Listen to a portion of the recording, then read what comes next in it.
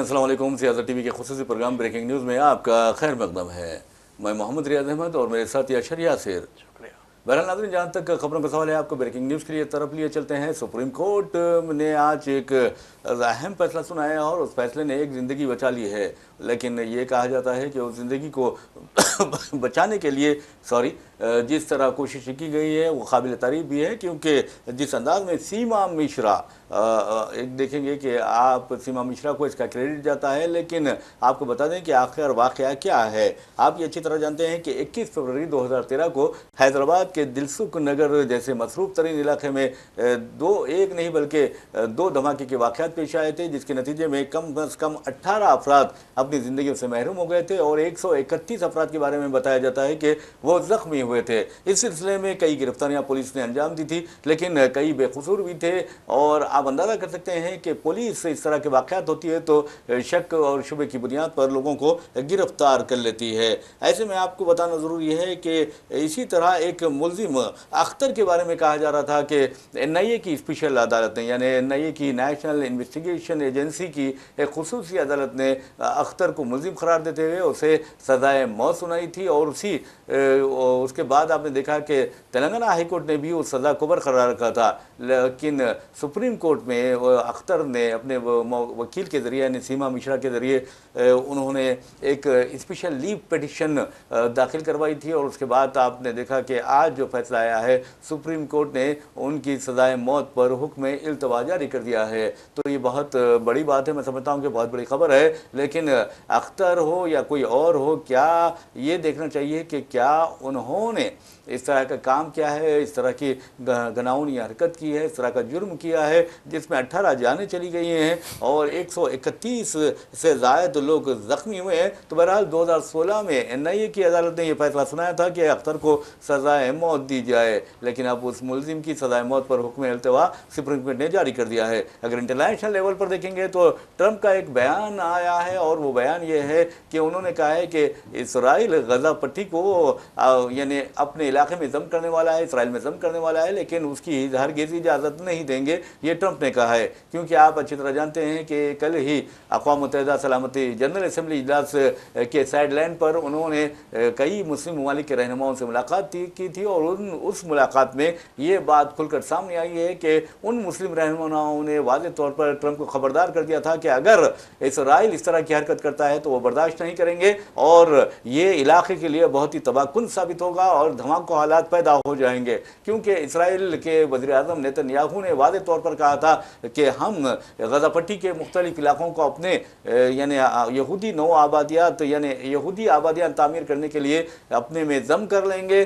तो ऐसे जम कर लेंगे जैसे कि आप अंदाज़ा कीजिए कि किस तरह एक काबिज जो है ताकत है, वो एक नाजायज़ ममलिकत है, वो इस तरह की हरकतें करती है, तो ये बहुत ही ख़तरनाक बात होती है। तो बहरहाल अब ट्रंप का भी नशा आहिस्ता आहिस्ता उतरने लगा है। आलमी चौधरी बनने की जो कोशिश वो कर रहे हैं और बार बार ये कह रहे हैं कि मैंने 7 जंग रुका दी है। शर्म आनी चाहिए कि 7 जंग रुकाने वाले गज़ा में जंगबंदी करवाने से यानी इसराइल को दरिंदगी से और फ़लस्तीनियों की नस्ल कुशी से, उनकी नस्ली तसीर से, उनके कत्लेआम से रोकने में बिल्कुल नाकाम रहे हैं। वैसे भी नाज़रीन आपको बता दूं कि सोनिया गांधी को हम सलाम करते हैं कि कल उन्होंने वज़ीर-ए-आज़म नरेंद्र मोदी को शर्म दिलाने की कोशिश की है कि हमेशा हिंदुस्तान की ये पॉलिसी रही है कि वो फ़लस्तीनी काज की तायद करता रहा है, लेकिन नरेंद्र मोदी की हुकूमत इसराइल के गोद में बैठी हुई है। और बहरहाल इस तरह की खबरें हमारे पास है। हम चलते हैं अशर यासिर की तरफ और पूछते हैं कि जो बम धमाके वाक़यात होते हैं वहाँ आप देखेंगे कि जो कन्विक्शन रेट होता है वो बहुत कम होता है और जो मुल्ज़िमीन होते हैं वो बाइज़्ज़त बरी कर दिए जाते हैं।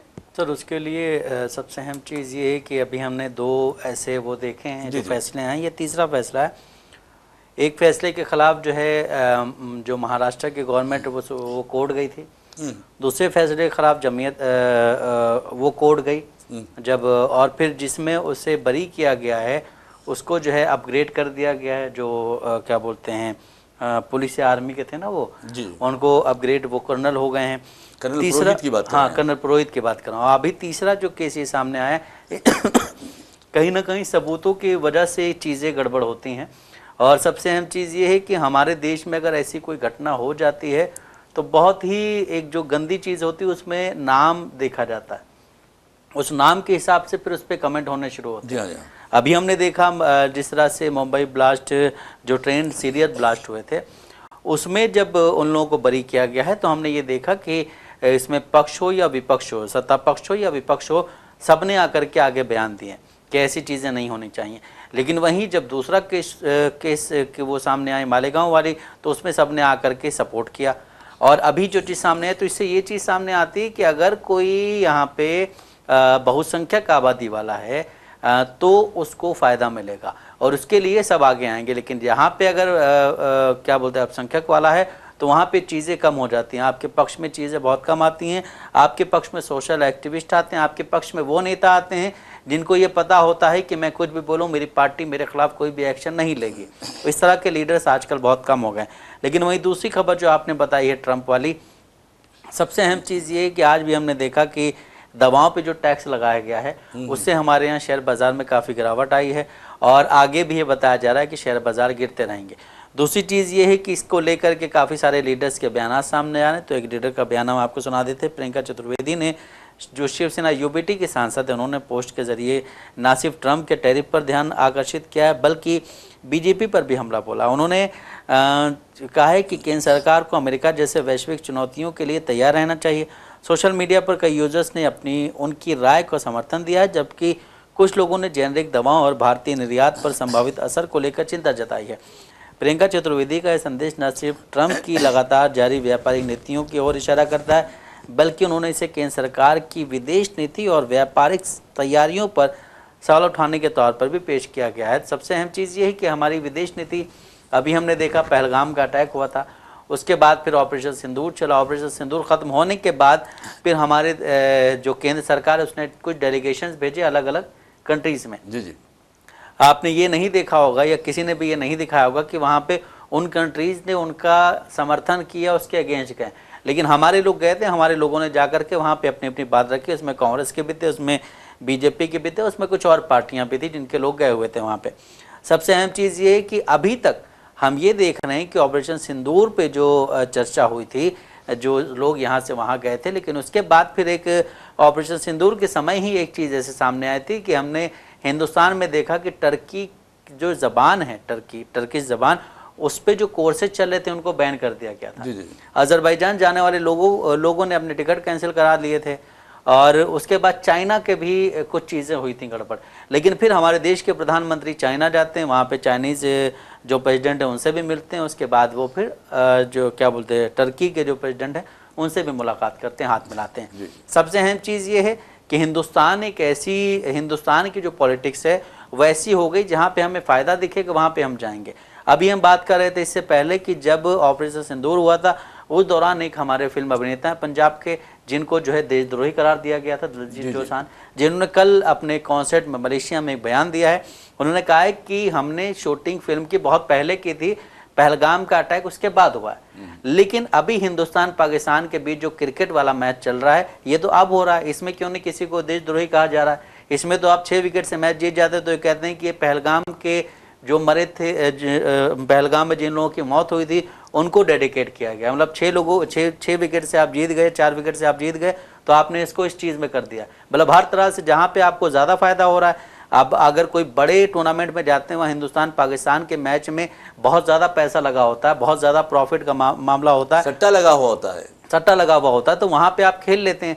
लेकिन वहीं अगर हम देखें उसी वक्त में एक WPL चला था, उसको आपने नहीं करने दिया।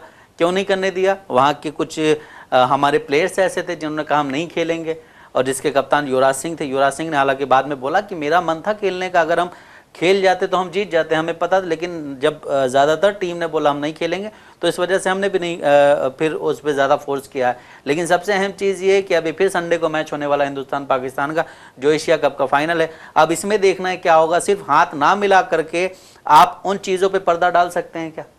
बहरहाल नाज़रीन, आपको बता दूं कि जहाँ तक हिंदुस्तान पाकिस्तान के मैच का सवाल है, आपको बता दूं कि कल ही बांग्लादेश को पाकिस्तान ने 11 रन से शिकस्त दी थी। और आपको यही बताना ज़रूरी है कि अगर बांग्लादेश की जगह कोई और टीम होती तो पाकिस्तान को बहुत बुरी शिकस्त का सामना करना पड़ता। वैसे भी पाकिस्तानी खिलाड़ियों का तजुर्बा काम आया, वरना बांग्लादेशी खिलाड़ी अगर थोड़ा सा सब्र और तहम्मुल से काम लेते और रुक रुक कर बैटिंग करते तो बेहतर होता, वरना उन लोगों ने जल्दबाजी में वो शिकस्त खा गए। पाकिस्तान ने 135 रन बनाए और आपने देखा कि बांग्लादेश की के जो टीम थी सिर्फ 20 ओवर में 124 रन बना सकी और उसके 9 खिलाड़ी आउट हो गए थे। इस तरह पाकिस्तान ने यह मैच 11 रनों से जीत लिया और पाकिस्तान का मुकाबला फाइनल में संडे को होगा और हिंदुस्तान से होगा। वैसे भी अब पाकिस्तान हिंदुस्तान के सामने ठहर नहीं सकती, इसलिए कि क्रिकेट के लिहाज से अगर देखा जाए तो बहुत ज़्यादा हिंदुस्तानी टीम बहुत ज़्यादा मजबूत दिखाई देती है। लेकिन खिलाड़ियों के अगर ज़हान और क़ुलूब में अगर जहर आ जाए तो मैं समझता हूँ कि स्पोर्ट्समैनशिप जो होती है, स्पिरिट जो होती है वो ख़त्म हो जाती है और उसके बाद नफरत जन्म ले लगती है।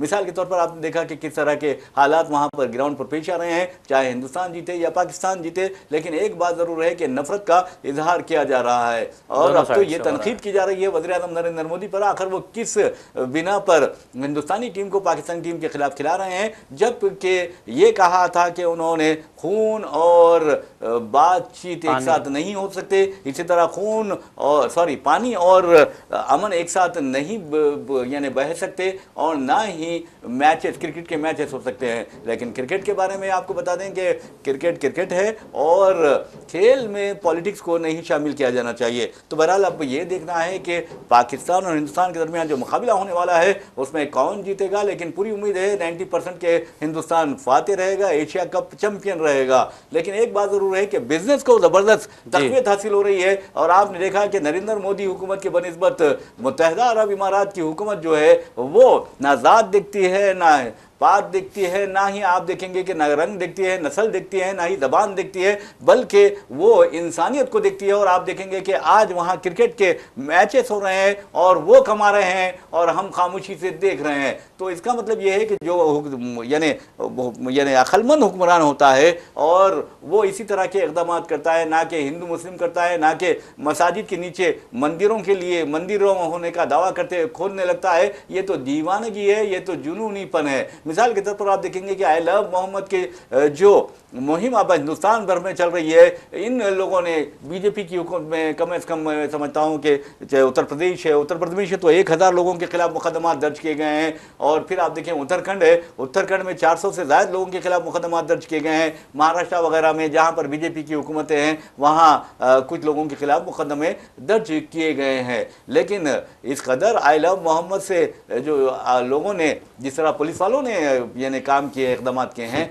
खुद आप एक देखेंगे जज का वीडियो वायरल हो रहा है जिसमें उन्होंने पुलिस वालों को बहुत ज़्यादा डांटा है और कहा है कि तुम अगर 60 साल के बाद तुम रिटायर्ड हो जाओगे तो और तुम्हारे यही वर्दी वाले तुम्हारे साथ इस तरह की हरकत करेंगे, तुम्हारे हाथों में बेड़ियाँ हथकड़ियाँ डाल देंगे तो और घसीट कर तुम्हारे घर से ले जाएंगे तो तुम्हारा क्या हाल होगा। आखिर तुम एक मामूली हरकतों पर इस तरह लोगों के साथ क्यों सलूक करते हैं, ये बात जज ने कही है। बिल्कुल सही सर, जिस तरह से हम देख रहे हैं कि सलूक किया जा रहा है लोगों के साथ और ख़ासकर एक तबके को ज़्यादा निशाना बनाया जा रहा है। अभी एक बयान सामने आया है, बीजेपी के एक लीडर हैं विनय कटियार, जिनका बयान सामने आया कि मुसलमानों को अयोध्या छोड़ देना चाहिए क्योंकि वहाँ वो जो मस्जिद है उसका निर्माण नहीं कर सकते, मतलब मस्जिद नहीं बना सकते हैं वहाँ पे, ना वो बना सकते हैं ना वो बना पाएंगे।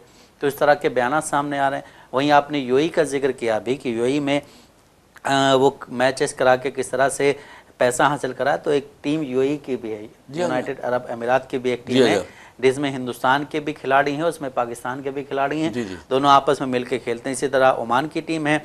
और फिर दूसरी चीज़ ये है कि हम लोग जब छोटे थे तो हम देखते थे हिंदुस्तान पाकिस्तान का जब मैच होता तो एक जो है राइवलरी कहा जाता उससे, लेकिन अभी वो जो है बिल्कुल ख़त्म हो गई क्योंकि एक तरफा चीज़ें हो रही हैं। हम देख रहे हैं कि एक तरफा हिंदुस्तान मैच जीत रहा है। इसी बेस पे जो है सूर्य कुमार यादव जो इंडियन टीम के T20 कैप्टन, उन्होंने भी कहा था कि अब ये जो हाइप बनानी है छोड़ देनी चाहिए। रीज़न ये है कि हम एक तरफा मैच जीत जाते हैं और नो डाउट पाकिस्तान की टीम अगर कल अगर बांग्लादेश के अलावा कोई और टीम होती मजबूत तो वो नहीं जीत पाती, क्योंकि आपने इतने कम रन बनाए, आपके बॉलर भी इतने, और फील्डर्स जो कैचेस छोड़ते हैं वो तो पुराना एक वो है, तो आप उस तरह नहीं जीत पाएंगे। दूसरी चीज़ आपने कही कि हिंदुस्तान में इस वक्त इस तरह की चीज़ें चल रही हैं, देश के प्रधानमंत्री को इन सब पे संज्ञान लेना चाहिए, उनको एक मीटिंग करनी चाहिए कि इस तरह के जो लीडर्स हैं जो हिंदुस्तान में नफ़रत फैलाने की कोशिश करते हैं, नफ़रत फैलाते हैं, जो बीजेपी के हैं या किसी और पार्टी के हों, आप किसी के धर्म पे बात नहीं कर सकते, चाहे आप सत्ता पक्ष के हों या विपक्ष के हों, लेकिन यहाँ पे आप देखिए सीधा सीधा धर्म पे अटैक किया जाता है कि आप फलां धर्म के, इसलिए आपको ये कहा जाएगा। बिहार के एक बहुत बड़े लीडर हैं गिरिराज सिंह, जिन्होंने तो ये कह दिया था कि मुसलमान जो है मोदी जी को वोट नहीं देता, वो नमक हराम है, पाकिस्तान नहीं जाना चाहिए, ये कहा था बिल्कुल, उन्होंने। और वो तो वीज़ा तैयार रखते हैं कि ये लो पाकिस्तान जाओ। जिस तरह के बयान सामने आ रहे हैं उस पर देश के प्रधानमंत्री को जो है एक बैठक करनी चाहिए। दूसरी चीज़ ये है कि जिस तरह से हम देख रहे हैं कि ट्रंप टैरिफ पे टैरिफ लगाए जा रहे हैं, हमने हिंदुस्तान में अभी तक कुछ ऐसा किया नहीं, क्योंकि हम जो है सारी चीज़ें अमेरिका के ही या चाइना के ही भरोसे बैठे हुए हैं कि ये हो जाएगा तो हम चाइना के साथ चले जाएंगे, चाइना नाराज़ होगा तो हम अमेरिका के साथ चले जाएंगे। हम इन्हीं दोनों के बीच में घूम रहे हैं, हमने अभी तक कुछ तैयार नहीं किया। और हमारे यहाँ जिन लोगों को हमने वहाँ पे बिठाया है कि आप जा करके हमारी रहनुमाई करें, तो वो रहनुमाई इस तरह कर रहे हैं कि भाई वहाँ मस्जिद नहीं बन सकती, वहाँ मंदिर नहीं बन सकता, आप हिंदू आप मुसलमान हो, आप जो हैं शमशान जाओगे, आप कब्रिस्तान, इस तरह के बयान जब सामने आएंगे तो फिर मुझे नहीं लगता कि जो 140 से 45 करोड़ आवाम है या 150 करोड़ जो आवाम है वो कहाँ तक सर्वाइव कर पाएगी। बहरहाल नाज़रीन, आपको बता दूं कि जहाँ तक हिंदुस्तान की आबादी का सवाल है, हिंदुस्तान की आबादी 142 करोड़ हो गई है और हमारे वज़ीर-ए-आज़म नरेंद्र मोदी 17 सितंबर को आपने देखा कि अपनी उम्र के 75 साल भी मुकम्मिल कर चुके हैं। इतने बड़े होने के बावजूद भी वज़ीर-ए-आज़म को ये समझ नहीं आ रहा है कि आखिर करें तो क्या करें। 75 साल उम्र है, कोई मामूली बात नहीं है, बहुत बड़ा तजुर्बा है। आपने कई RSS के लीडरों के साथ काम किया, आपने कई यानी RSS के मिशन पूरे किए, कई एजेंडे को पूरा करने की कोशिश की। आडवाणी ने आपकी यानी बहुत ही अच्छी तरबियत भी की थी, लेकिन आपने देखा कि आपने अपने उस्ताद को ही बड़ी बेइज्जती के साथ बड़ी तरह यानी ज़लील व ख़ार करते हुए पार्टी से हटा दिया, यानी सरगर्म सियासत से सुबकदोश होने पर मजबूर कर दिया। तो अब आप इतने बड़े हो गए हैं, यानी 75 साल के हो गए हैं। 75 साल कोई मामूली उम्र नहीं है, कोई बच्चे की, क्या कोई जवान की, कोई अधेड़े उम्र नहीं है, बल्कि किसी बूढ़े की उम्र होती है। तो ऐसे बुढ़ापे में अगर आप मुल्क की सही क़यादत नहीं करेंगे तो फिर क्या होगा मुल्क का। ये छोड़ दीजिए कि शमशान कब्रिस्तान कहना छोड़ दीजिए, दरअंदाज़ों के बारे में बात करना छोड़ दीजिए। दरअंदाज़ों की जब बात करते हैं, अमित शाह बात करते हैं, मोदी बात करते हैं कि बंगाल से जो बांग्लादेश से जो दरअंदाज आए हैं हम उन्हें निकाल देंगे, आसाम में दरअंदाज है, मगरबी बंगाल में दरअंदाज है, बिहार में दरअंदाज है, इस तरह की बातें करते हैं तो शर्म आनी चाहिए कि आपकी हुकूमत क्या कर रही थी। कई सब लोगों ने सवाल किया है कि क्या आप मस्ती में मशगूल थे, और दूसरी अहम बात यह है कि आप अपने बीवी बच्चों में मशगूल थे, ये भी सवाल किया जा रहा है। तो कहने का मतलब ये है कि अगर आपकी हुकूमत दरअंदाज़ों पर यानी ख्वाब पाने में नाकाम रहती है तो आप निकम्मे हैं, आपकी हुकूमत नाअहल है और आप भी नाअहल हैं। ये अपोजिशन कायदीन कहने लगे हैं और उनका कहना गलत नहीं है, बिल्कुल सही है। अमित शाह वज़ीर दाखिला है और वज़ीर दाखिला के तहत तमाम जो मरकज़ी फोर्सेस होते हैं उनके तहत होती है, पुलिस उनके तहत होती है। अगर दरअंदाजी हो रही है उसके बावजूद तो इसके लिए नाकामी खूब का सहरा अपने सर लेते हुए अमित शाह को अपने ओहदे से मुस्तफ़ी हो जाना चाहिए, इस्तीफ़ा दे देना चाहिए, सुबकदोश हो जाना चाहिए और सरगर्म सियासत से दूर हो जाना चाहिए। लेकिन ऐसे चिमटे हुए हैं दोनों, यकीन मानिए आप, जैसे गोंद लगा दिया गया हो या फेविकॉल लगा दिया गया हो कि वो चिपक जाए और उठ ना पाएँ। तो बहरहाल नाज़रीन, हम आपको एक और ख़बर की जानिब ले चलते हैं। उस खबर का ताल्लुक बारिश से है। आपने देखा कि बारिशों ने हिंदुस्तान का क्या हाल कर दिया है। उत्तराखंड, उत्तरांचल, हिमाचल और दूसरे इलाकों में, खासतौर पर शुमाली हिंद में बारिश ने किस तरह तबाही मचाई है। लेकिन हैदराबाद की बात करते हैं तो सितंबर का महीना सितमगर कहलाता है और आपको यही बता दूं कि जिस अंदाज में हैदराबाद में नुकसान होता है बारिश के मौके पर वो लोग देखते हैं। तो बहरहाल अभी भी बारिश की पेशकशी की गई है। 27 सितंबर से लेकर 1 अक्टूबर तक शदीद बारिश की पेशकशी की गई है, न सिर्फ हैदराबाद बल्कि मुज़ाफ़ाती इलाकों में और रियासत तेलंगाना के मुख्तलिफ अज़ला में। और ये आपको बता दूं कि शदीद बारिश का सिलसिला कल रात से भी जारी है और आज राजीव गांधी इंटरनेशनल एयरपोर्ट पर 3 डोमेस्टिक जो फ्लाइट्स है उनका रुख मोड़ दिया गया है। ये जो फ्लाइट्स है कोलकाता, मुंबई और पूना से आ रही थी, उनका रुख मोड़ दिया गया विजयवाड़ा की तरफ। तो बहरहाल बारिश है और ख़ासतौर पर जो अभी मैंने देखा जब दफ्तर हम आ रहे थे, ऑफिस आ रहे थे, हमने देखा कि सड़कों पर गड्ढे पड़े हुए हैं और इंतहाई ख़तरनाक, अगर कोई गिर जाए तो वो मर जाए, यानी बचने वाला कोई नहीं हो सकता। इसलिए कि आज इंसान इस कदर बोसीदा हो गया है, इतना कमज़ोर हो गया है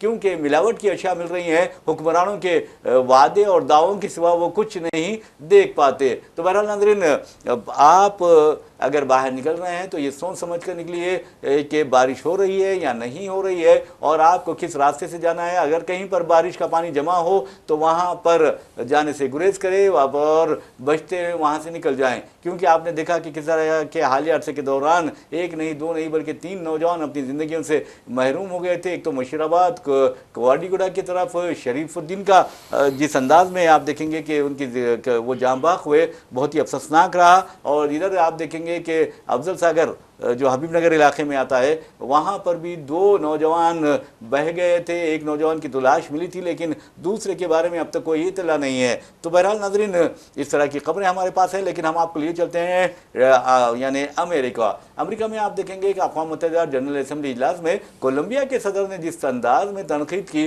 ट्रंप को, मैं समझता हूँ कि हम उसके लिए उन्हें सैल्यूट करते हैं, क्योंकि उन्होंने जैसे ही तकरीर की शुरू की और ट्रंप को शदीद तनकीद का निशाना बना दिया और कहा कि ट्रंप और अमेरिका दोनों इसराइल के साथ फ़लस्तीनियों के कत्लेआम में मुलविस है, दोनों मुजरिम हैं और शरीक मुजरिम है अमेरिका। ये कहते ही अमेरिकी डेलीगेशन जो था वहाँ से चला गया, उठकर चला गया। तो ये बहुत बड़ी कामयाबी है आलमी बिरादरी की कि अमेरिका को एहसास दिलाया गया है कि तुम जो कर रहे हो वो जुर्म है, तुम जो कर रहे हो वो गुनाह का इर्तिकाब कर रहे हो और इसराइल का साथ देकर तुम फ़लस्तीनियों के साथ इंसानियत के खिलाफ इक़दामात कर रहे हो। नाज़रीन, आपको ये बता दूं कि 7 अक्टूबर 2023 से लेकर आज की तारीख तक फ़लस्तीनियों के बारे में आपको बता दूं कि 70,000 के करीब फ़लस्तीनियों ने जाम शहादत नोश किया है और 1,70,000 के करीब फ़लस्तीनी माजूर हुए हैं, जिनमें निस्फ तादाद मुस्तकिल तौर पर माजूर हो चुकी है। 11,000 कम अज़ कम 11,000 फ़लस्तीनियों के बारे में ये कहा जाता है कि अब भी वो मलबों के ढेर में दबे हुए हैं, जबकि आप देखेंगे अस्पतालों का नामो निशान मिटा दिया गया है, यूनिवर्सिटीज़ ज़मीन के बराबर कर दी गई हैं, कॉलेजेस का कोई अता पता नहीं है, गिरजाघरों को, मसाजिद को भी शहीद किया गया है। तो बहरहाल इसराइल जिस तरह की दरिंदगी कर रहा है, अब आलम अरब को कम अज़ कम होश आ जाना चाहिए और अमेरिका को साफ साफ कह देना चाहिए कि आप एक नाजायज़ मुमलिकत की तायद और हिमायत नहीं कर सकते। अगर आप इस तरह करेंगे तो आप भी उसी तरह उसके शरीक जुर्म होंगे जिस तरह इसराइल है। तो बहरहाल कुछ ना कुछ असर हुआ है। अमेरिकी सदर ने कहा कि गजा पट्टी पर इसराइल ने जो मंसूबा बनाया है कि उसे अपने में जम कर लेगा, यानी इसराइल में जम कर लेगा, ट्रंप ने कहा कि वो ऐसा होने नहीं देंगे। तो अशर ये बताइए कि जिस तरह वहाँ यहूदी आबादियों की तामीर का मंसूबा नेतन्याहू ने बनाया है, अब ट्रंप का बयान आया है कि वो इसकी इजाज़त नहीं देंगे। देखिए, सबसे बड़ी चीज़ ये कि कल जो उन्होंने बयान दिया था कोलंबिया के जो राष्ट्रपति हैं पेट्रो, उन्होंने कहा था मैं दुनिया के राष्ट्रों से अपनी सेना और हथियारों को एकजुट करने का आह्वान करता हूं ताकि हम फ़िलिस्तीन और मानवता की आज़ादी की ओर आगे बढ़ सकें।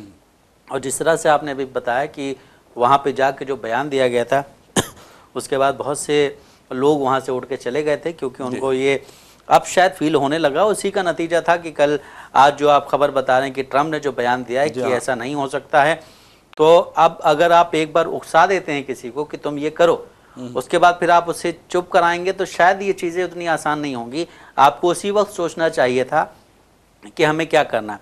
आपने बोला था कि जब हम सत्ता में, अगर हम जीत करके सत्ता में आ गए तो हम बहुत जल्द ही गाज़ा का युद्ध रुकवा देंगे।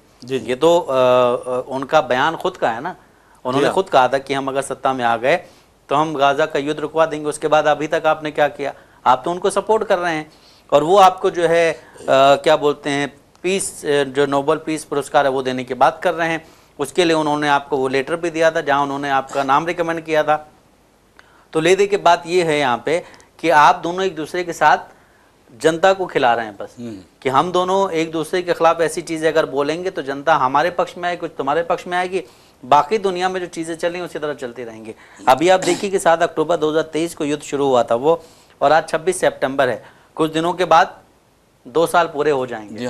अभी तक वो चीज़ें चल रही हैं। वहाँ के लोगों का अब तो ये भी वीडियोस फोटो सामने आने लगे हैं कि वहाँ के लोग अब खुद जो है दूसरी जगह जाके शिफ्ट होने को मजबूर हो गए, क्योंकि कोई इंसान किस तरह से कब तक वहाँ पे रह सकता है, क्योंकि आप मानवता की कोई काम नहीं कर रहे। वहाँ पे हॉस्पिटल्स भी ख़त्म किए जा रहे हैं, जो ट्रक लगे हुए हैं उनको धीरे धीरे अंदर आने की इजाज़त दी जा रही, वो भी एक साथ नहीं कि जा करके आप सबको हेल्प कर सकें। तो इस तरह की जब चीज़ें होंगी तो वहाँ के लोग खुद ही कहीं और जाके शिफ्ट होना चाहेंगे कि हम इस जगह से निकलेंगे, शायद हमारे बच्चों का फ्यूचर और ज़्यादा अच्छा हो। बिल्कुल आपने सही किया। बहरहाल नाज़रीन, इसी के साथ हम अपना प्रोग्राम ब्रेकिंग न्यूज़ इख्तिताम को पहुंचाते हैं। अपने मेज़बान मोहम्मद रियाज अहमद और मेरे साथी अशर यासिर को इजाज़त दीजिए। इंशाल्लाह फिर मुलाकात होगी, फिर बात होगी। तब तक के लिए अल्लाह हाफ़िज़।